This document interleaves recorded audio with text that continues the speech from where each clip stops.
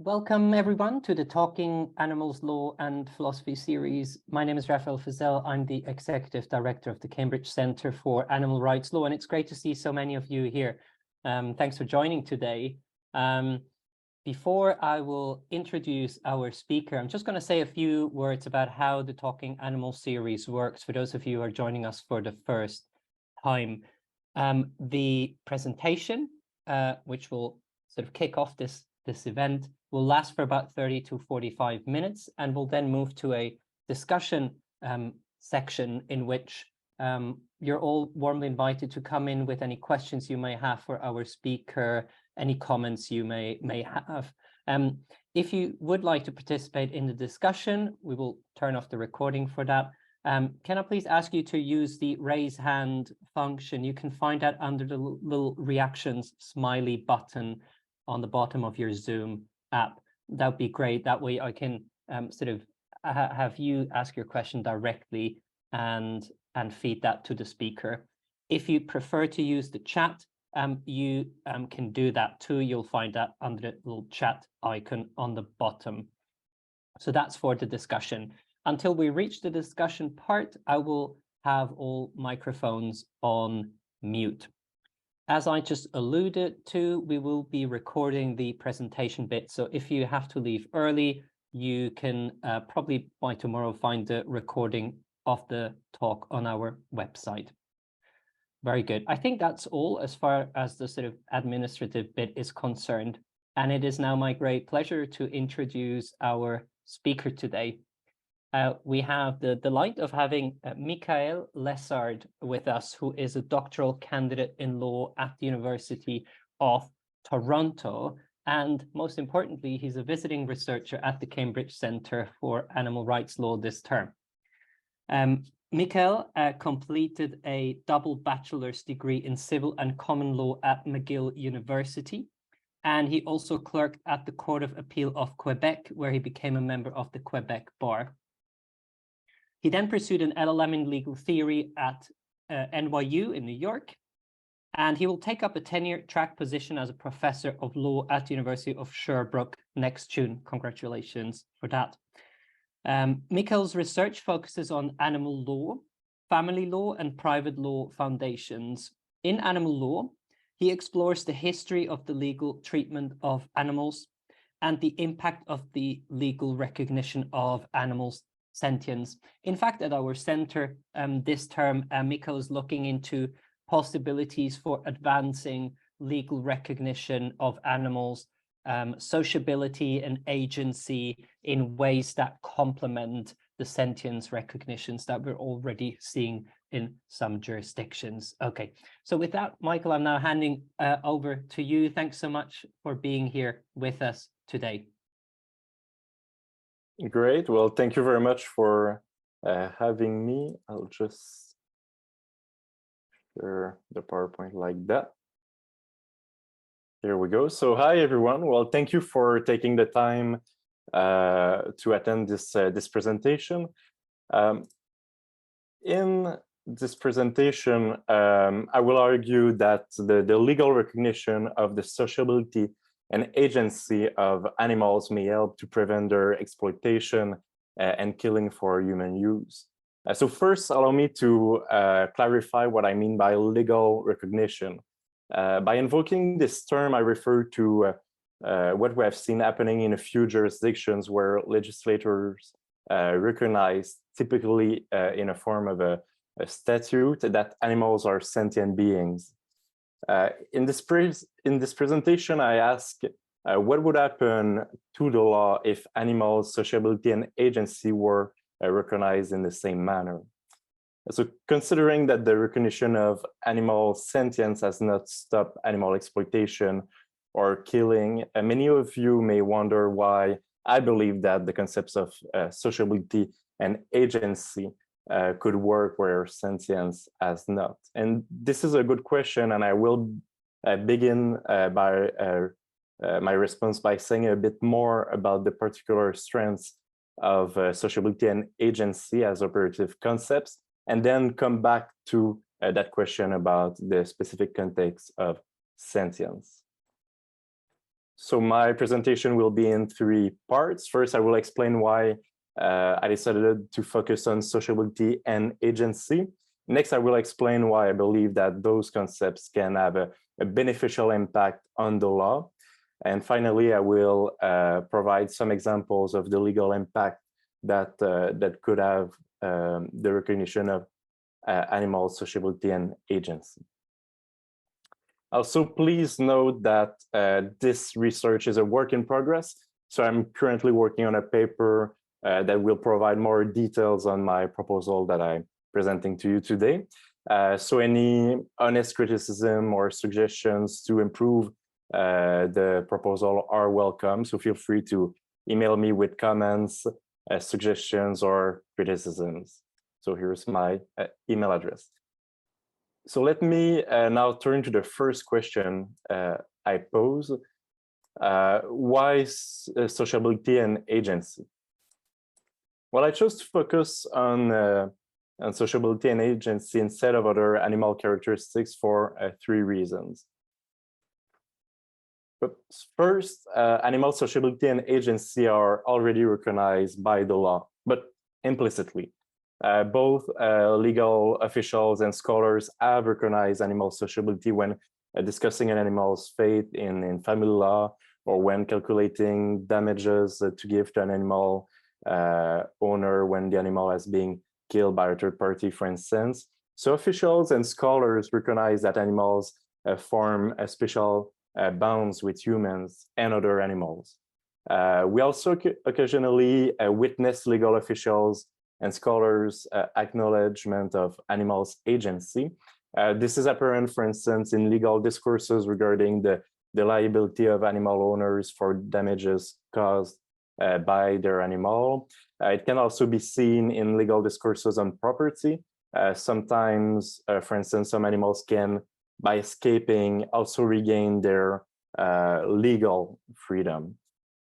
Because sociability and agency have already gained implicit recognition in these contexts, I believe they have a good chance to being explicitly recognized by the law in the future through legislative or court action.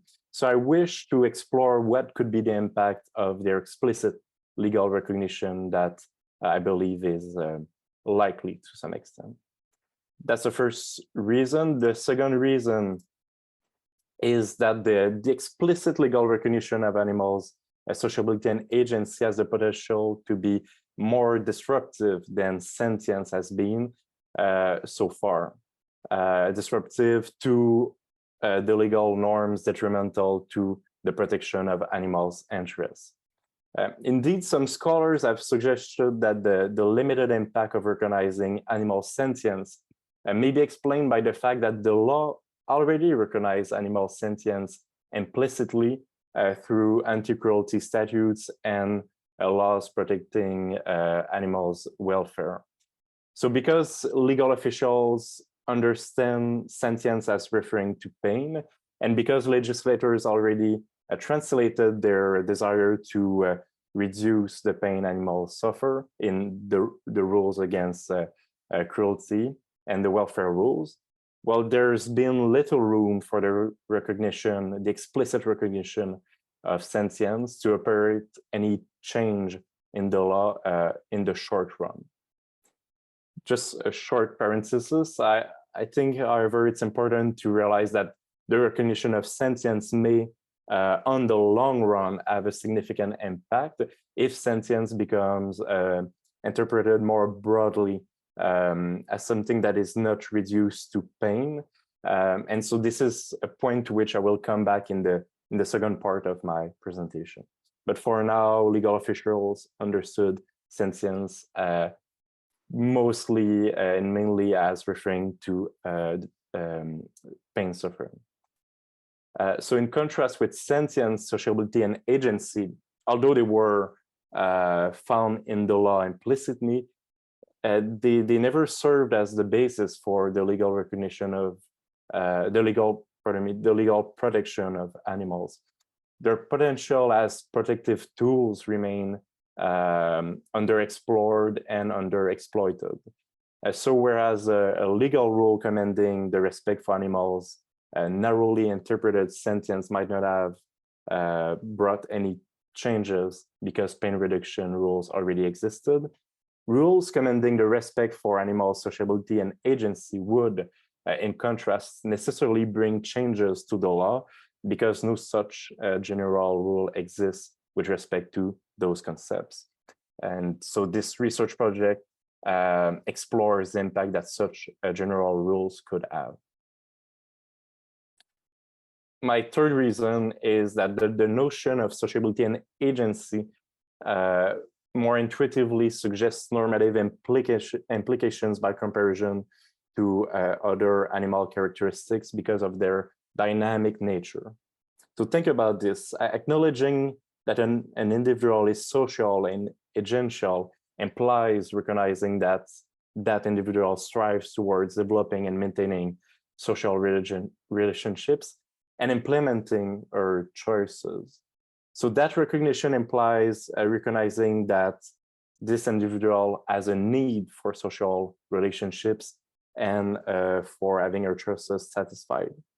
So we can see that sociability and agency are intuitively much more demanding than other animal characteristics because they implicitly recognize a need. So the demanding nature of those concepts, I believe, would facilitate the emergence of legal obligations were those animal characteristics to be explicitly acknowledged under the law. So now that I've explained why I chose to focus on those characteristics, let me elaborate on the reasons why they are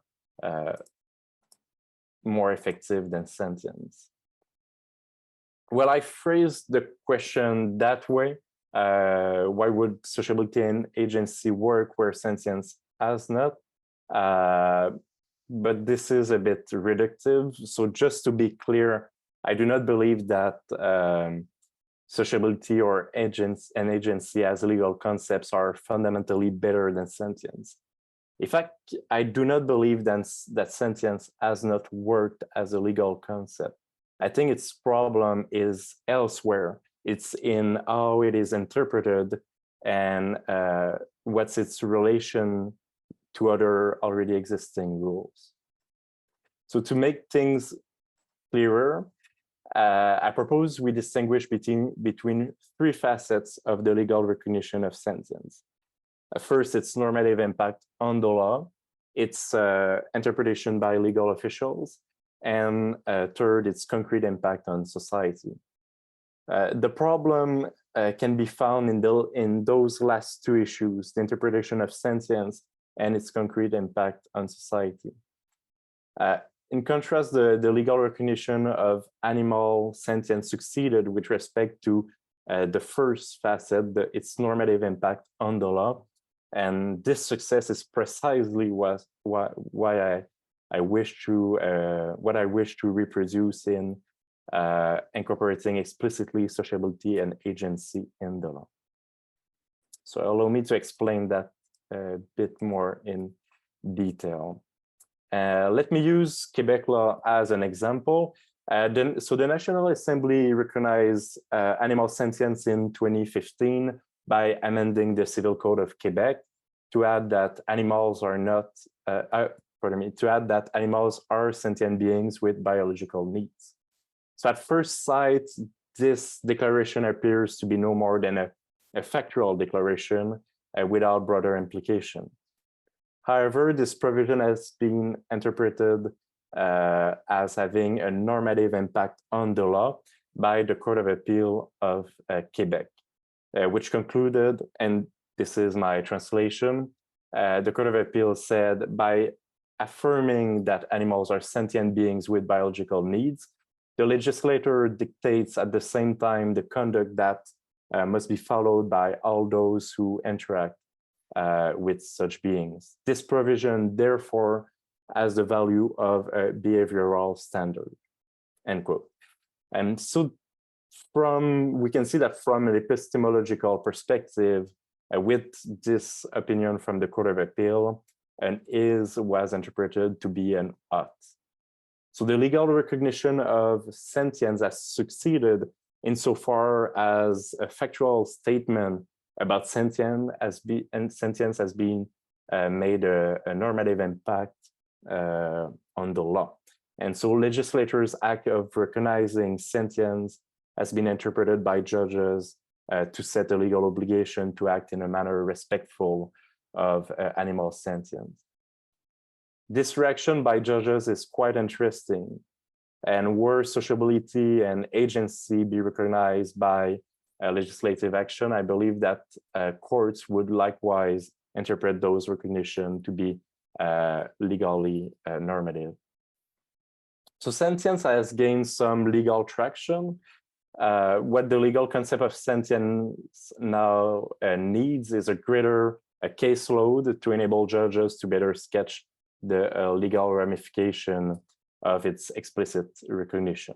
Since 2015, there has been almost no serious attempt by courts in Quebec to unpack these legal ramifications of sentience recognition.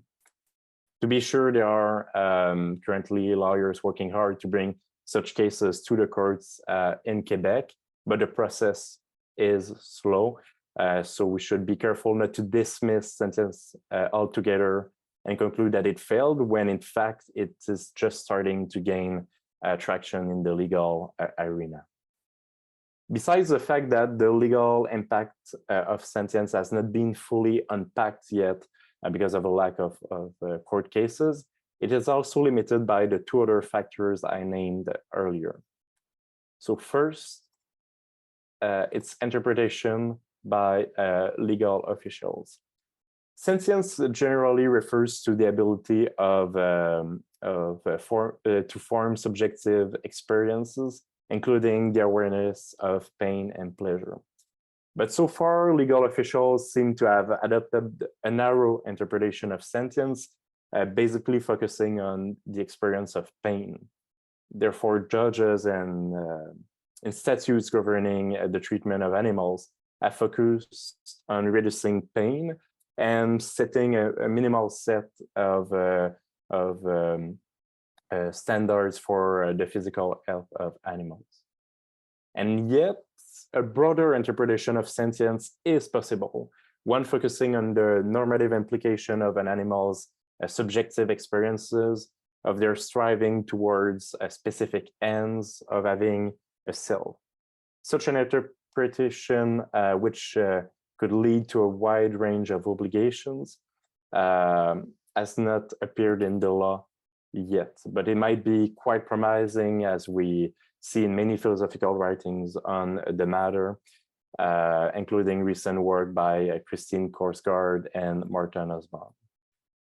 However, work is needed to translate that philosophical literature into legal theories and doctrines.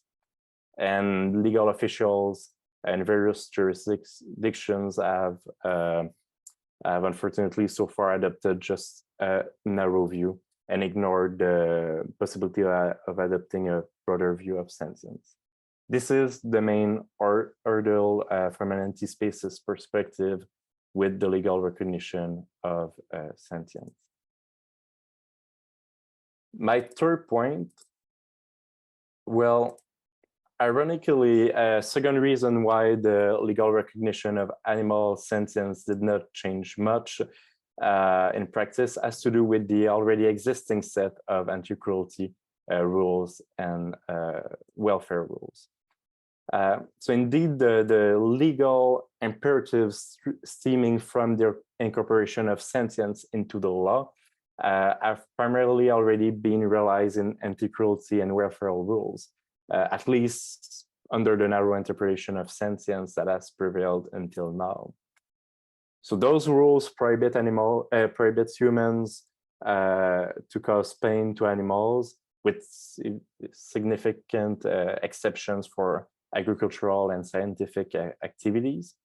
And those rules often require humans to ensure that their animals benefit from a set of physical conditions, such as having enough food and water, a proper shelter, adequate transport, medical care, and so on. So those rules were already the consequence of legislators' belief that animals can experience pain. So once sentience has been interpreted to refer to animals' pain by jurists, it could do no more than what was already there by established law. In contrast to sentience, animal sociability and agency do not form the basis of rules benefiting animal. As I said earlier, so sociability and agency are, although they are implicitly recognized in the law, they do not benefit animals yet.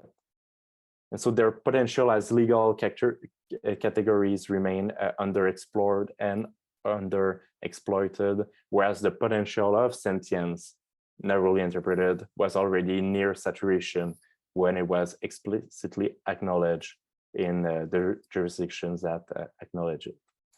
So for those reasons, I believe that the law would be quite different if, say, France, Quebec, or Belgium had recognized animal sociability and agency at the same time that they enacted a legislative recognition of animal sentience.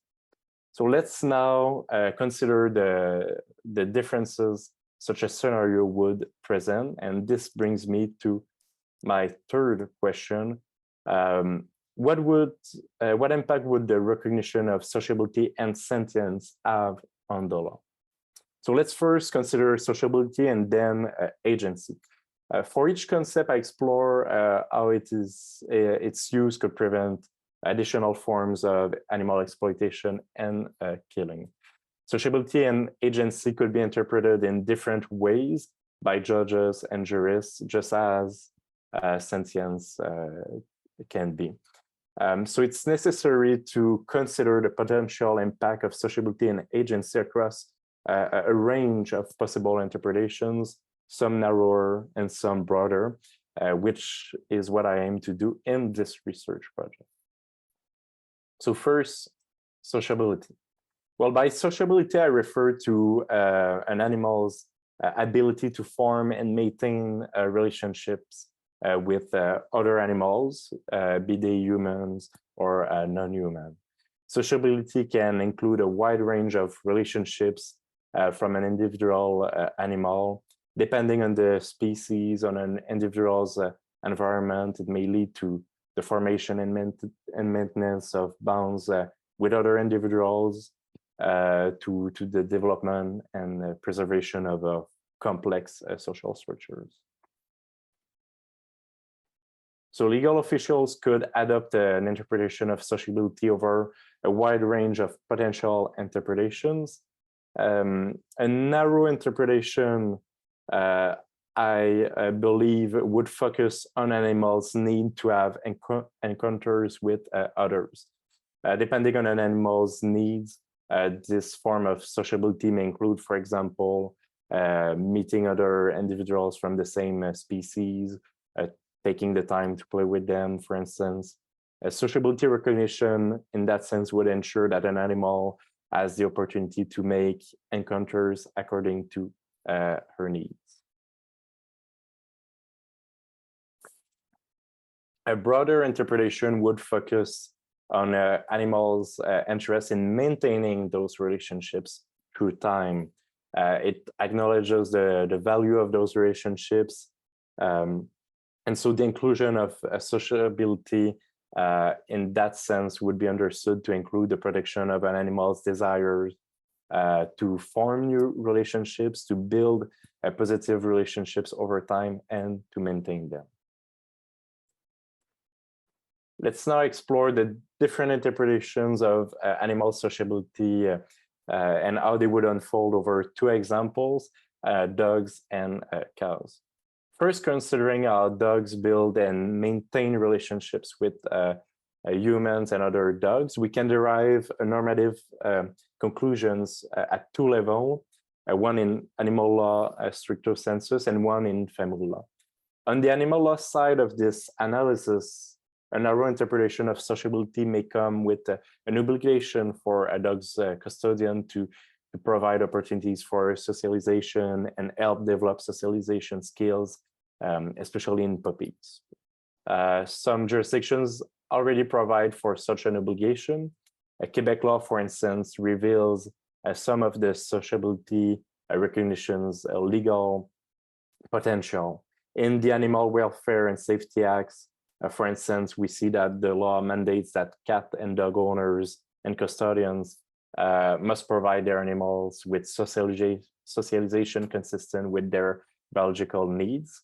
And this recognition of animals' ability and need to socialize has been translated into more detailed rules in a new regulation coming into force in 2024. That new regulation would require cat and dog owners and custodians to provide direct, active, positive daily contact with humans for a minimum of 20 to 30 minutes, depending on the circumstances each day. It also stipulates that some puppies cannot be separated from their mothers, considering among other reasons that mothers teach their puppies to socialize. Devocalization, that is the removal of tissue from an animal's vocal cords to reduce the volume of its vocalization, will also be prohibited in the new regulation. And that practice has been particularly condemned for its interference with communication and socialization, recognizing animal sociability in general would generalize those type of obligations to every animal owner and custodian. On the family law side of this analysis, the recognition of animal sociability may also influence the result of disputes over who will keep the dog after the dissolution of a family unit. A narrow interpretation of sociability might favor a spouse who provides an animal with adequate social opportunities. A broader interpretation of sociability would go further, inviting parties and judges to consider, among other elements, the animal's interest in the maintenance of their built relationships. They could promote a shared custody, for instance, so that the dog may maintain her relationships with every family member. It may also lead to the exclusive custody with the spouse who has a better relationship with the animal and is more inclined to provide the dog with opportunities to socialize and maintain relationships with others. It may even lead to avoiding the separation of the family's animals when they have a strong bond with each other. So that's just a few examples with dogs. Now let's turn to cows. I expect that the legal obligation to respect animal sociability that I just described would provide cows would include providing cows with opportunities to socialize and build relationships through time, or at least not to interfere with such opportunities.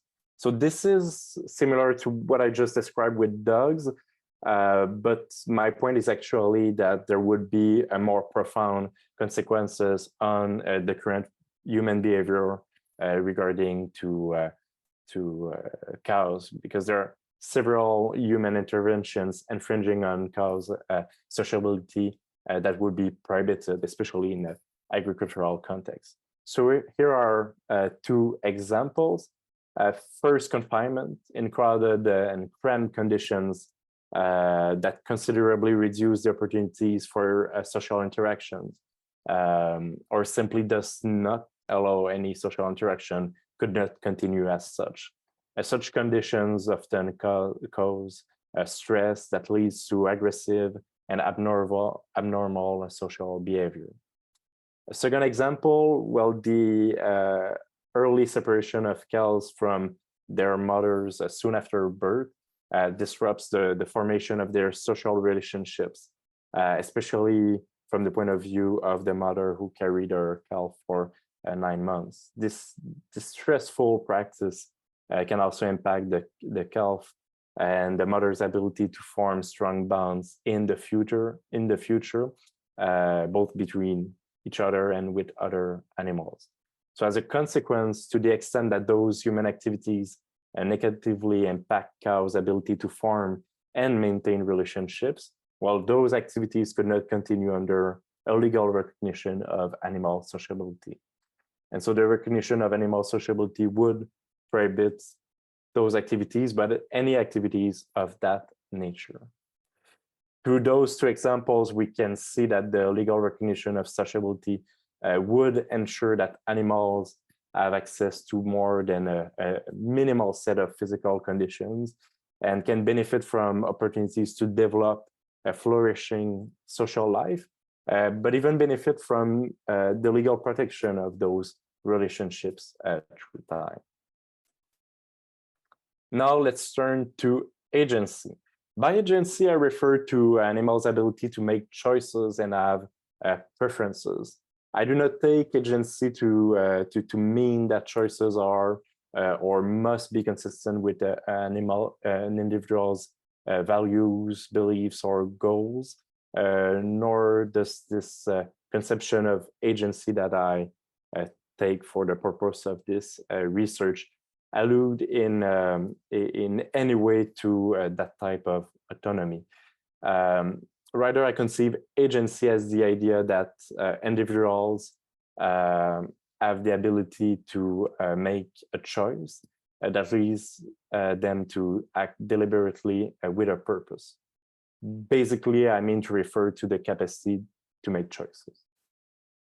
As with sociability, well, legislators and judges, among other legal actors, would have to choose from an interpretation of agency from a range of potential options, some narrower and others broader. The distinction between narrower and broader interpretations can be summarized as follows. I believe the narrower interpretations of agency would imply a respect for animals' choices in the moment. The narrow interpretation would at least result in a negative obligation not to interfere in the implementation of an animal's choices. A broader interpretation of agency would recognize the animal's ability to choose for herself what she wishes to do. And so the broader interpretation would bring a positive obligation to ensure the animal's ability to exercise or agency by providing her with a wide range of opportunities. So those possible interpretations reveal that a wide range of animal choices could be understood as being part of the exercise of their agency. And it seems difficult to believe that the recognition of animals' agency would come in leaving unopposed or would come in even promoting all of those choices. There are good reasons to oppose some animals' decisions. For example, an animal's choice may threaten that animal's interests, especially when the animal does not have all the information to guide their decision. So for instance, I may wish to prevent my cat from going outside when I know that a coyote is roaming around the house. An animal's choice may also require unreasonable human resources to be implemented. An animal choice may also threaten fundamental human interests. So for instance, the hitchhiker need not respect the boar's decision to charge her, for instance. So there are good reasons for acting against animals' decisions, which appear similar actually to the reasons we have for acting against a human's decision. So if animals' agency is legally recognized, we would need to adopt a theory to determine who has obligations towards a given animal's agency and what those obligations are and what are those limits. So at this point in my presentation, I do not wish to propose or defend a specific theory. This is something I will address in my paper, but for now, I prefer to keep the discussion at a more intuitive level and explore the consequences of recognizing agency with two examples, cats and horses. So if cats' agency were legally recognized, they would enjoy a wide range of freedoms, which some cats actually already enjoy. For example, regarding their mobility, the starting point would be that a cat's desire, for example, to go outdoors should be respected by her custodians. Limits could be imposed for their own protection, for instance. And here the difference with the current state of affairs is that a cat would have a legal claim to go outside, to keep with that example, and limits imposed on that claim would need an acceptable justification. For example, by reference to the cat's best interest. This is different than the current situation where a cat's custodian or owners can basically do whatever they want from a legal standpoint. A distinction between the effect of a narrow and a broad interpretation of agency may be found in relation to the cat's desire to play. Under a narrow interpretation focusing on the respect of an animal's desire in the moment, while a cat's desire to play would simply be respected, subject to legitimate limits. However, under a broader interpretation focusing on enabling an animal's agency, well, a cat's custodians would need to provide her with opportunities to play. And what's interesting here is that some jurisdictions seem to implement a specific rule fitting with a broader account of agency. The Quebec regulations I talked about earlier, for instance, acknowledge an animal's interest in making their own choices, mandating some owners and custodians to design cats' environment to allow them to fulfill their needs to explore and to make choices. Custodians must provide their cats with a variety of toys, resting areas, opportunities to feel and explore their environment, as well as hiding places and enough space to move and jump freely. So it's interesting. So that's specifically detailed in the regulation. And so it's interesting to see that some legal decision makers already adopted an interpretation of agency that is more open than the narrowest possible interpretation. In addition to cats, the case of horses may help us understand how the recognition of an animal's agency would affect the exploitation of the animal's labor as well as their death. A focus on agency may help tackle the issue of animal exploitation, but it may also allow animal labor in circumstances of cooperative relationships with humans and animals. Indeed, since recognizing animals' agency means respecting animals as agents, it suggests that humans could develop such cooperative schemes or partnerships with animals. It would be possible to imagine some human-horse relationships in which horses give a clear indication that they enjoy the activity and thrive on the stimulation, and in where work is not a price to pay to receive love or care from humans. For example, in our recent book, Martin Osbaum suggested that hunter jumpers and dressage horses could fit that description. At this point, the question becomes one requiring a case-by-case analysis, where we ask the question whether a given relationship sufficiently respects the agency of the horse in question.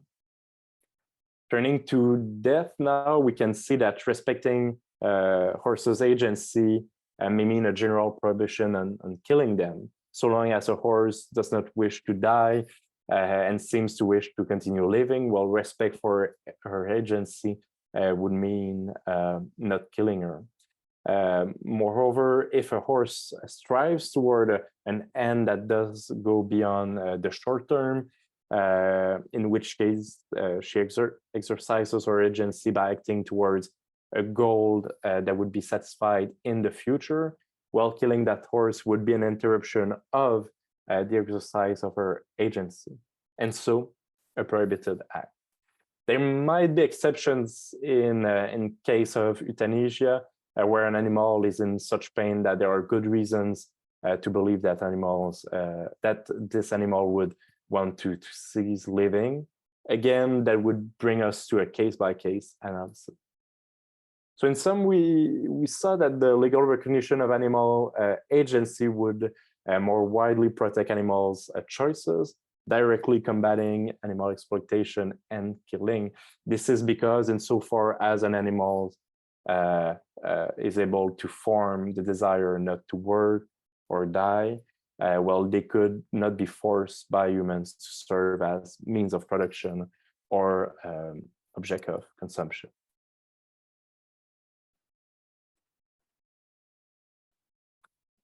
Voila, this has been a short overview of the potential of the legal recognition of animals' sociability and agency. Again, this is a work in progress, so any suggestion is welcome to improve it. I look forward to hearing your questions, comments, and criticisms.